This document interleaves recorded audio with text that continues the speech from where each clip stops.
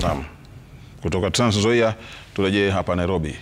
Mkurugenzi wa mamlaka ya mawasiliano David Mugonyi leo amefika bungeni kujibu maswali kuhusu hatua yake ya kuzima mitambo ya runinga kadhaa wakati wa maandamano ya kuadhimisha mwaka mmoja tangu kuuawa kwa baadhi ya vijana wa kizazi cha Gen Z waliokipinga mswada wa fedha wa mwaka 2024. Tusikilize yanayojiri huko bungeni.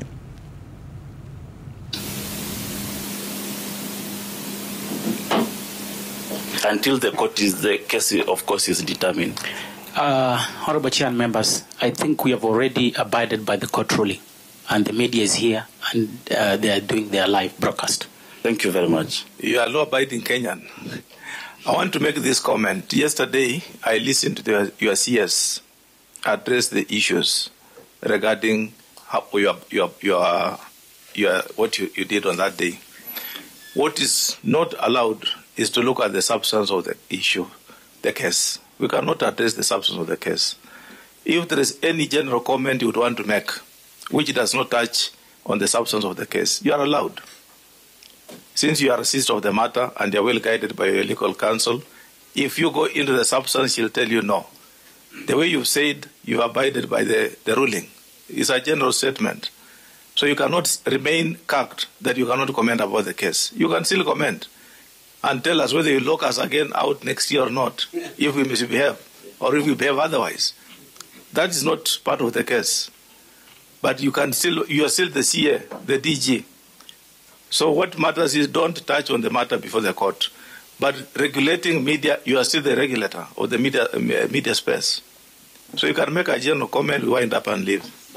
But maybe in addition, yes, because it's the same, do you license the media or you regulate the media? Where does your mandate oscillate from? We license and regulate. Under what article? Can you say the law that guides you? You can just check. So that we are not just verbose. Thank you, Chair. That's the Kenya Information and Communications Act. So we're the regulator for broadcasting services. Just read, you know. I need a second to retrieve okay. it. Meanwhile, you can make a general comment, DG. But don't touch on the substance before court. Yes. Yes. I would say the Communication Authority of Kenya is guided by the Constitution and rightfully put Article 33(2) and 34(1) of the Constitution of Kenya. We are also guided by the Kenya Information and Communication Act, Section 461, on issues at hand when the media is to be limited. My question, Chair, was just very clear. You just read. You say we license and regulate. Just say. I was answering his general. She's getting there. Yeah. Getting it. Once you get it, you let me give you time. You read it for us.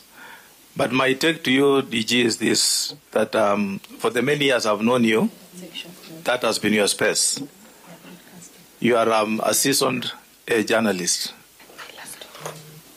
Let us not kill what we've earned. We want a better Kenya today and tomorrow. Let the media be responsible. Let you also be responsible. And let all of us be responsible. So that whatever we do today should be protected tomorrow.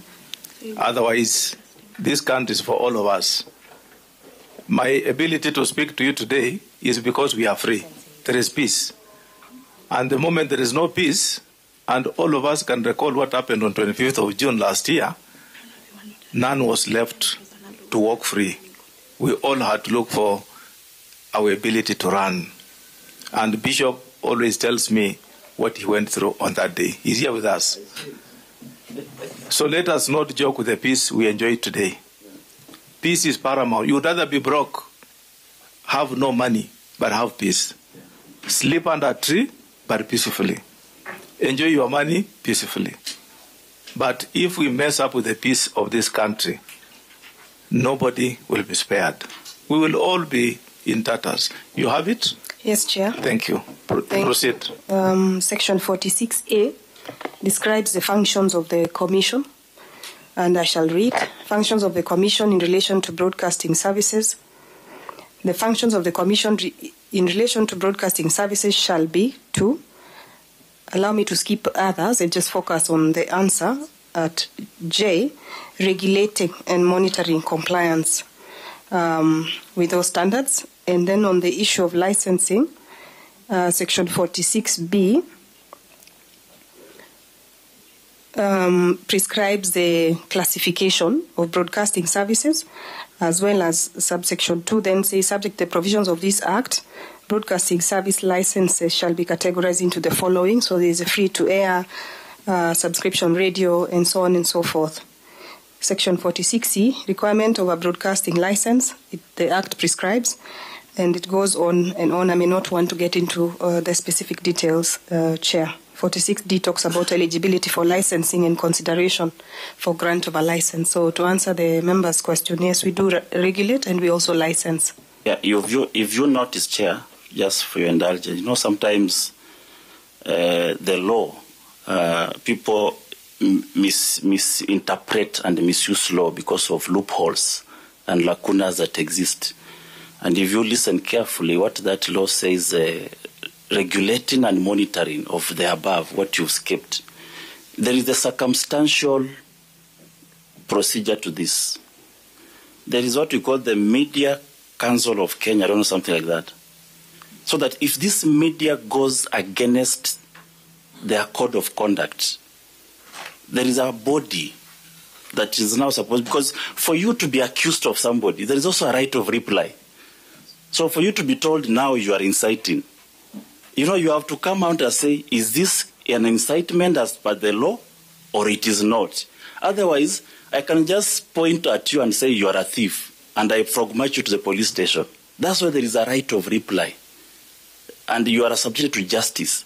So the media that has been accused of being against the law, the provision of those, they must be subjected to some judicial process before action is taken against them. Otherwise, somebody can just pick you on the street and frog-march you to the police station and accuse you and condemn you to whatever to prison. That's why we have regulations, counter-regulations, institutions.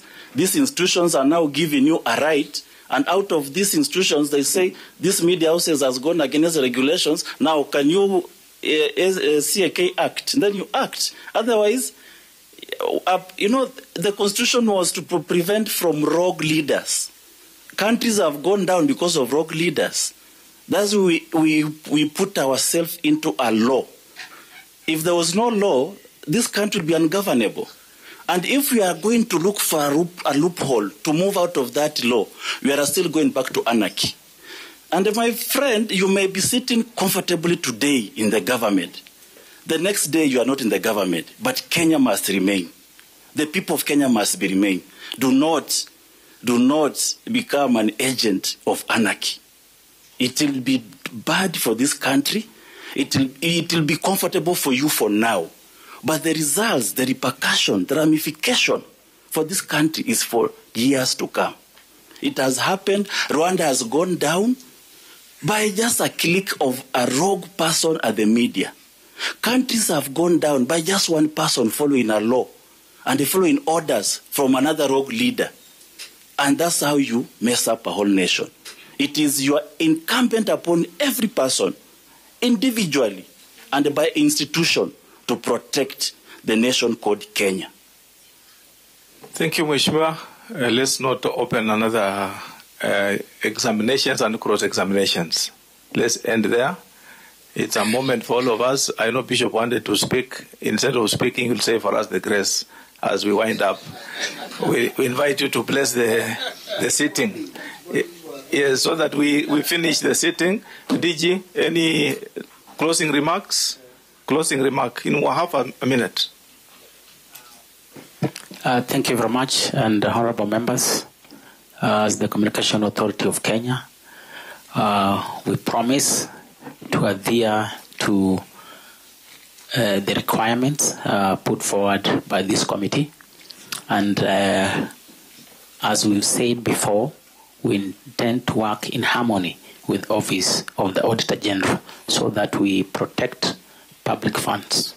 Thank you very much. How long do you need to give us the responses? And remember, whenever you respond those 3 issues, you have to get a copy to the OAG and one to Parliament. Can you give us like 2 weeks? If you are comfortable with 2 weeks, that is fine. Oh, okay.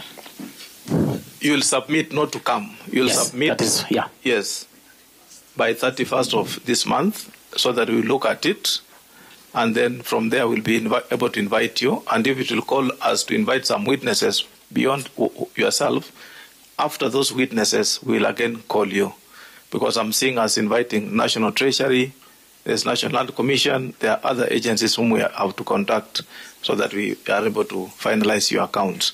I want to hear conclusive remarks from OAG. Thank you very much, Honorable Chair. On behalf of the Auditor General. Mtazamaji, tutapata fursa nyingine hapa studioni ya kupumua kidogo kabla ya kurejea na taarifa zilizosalia.